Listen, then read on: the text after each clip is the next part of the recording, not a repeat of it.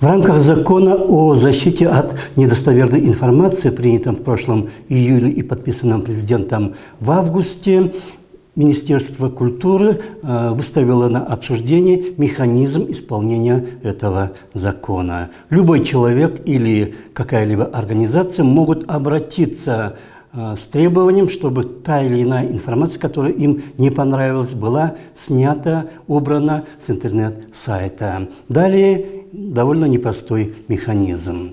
Ранее такие дела рассматривал суд, и на первом же заседании судья мог заблокировать такую информацию. Но были две проблемы. Иск к производству мог приниматься очень долго, и это дело затягивалось. Второе, интернет не считается средством массовой информации, поэтому иск могли и вообще к производству не принять. Поэтому этот закон был принят для того, чтобы убыстрить такие процессы.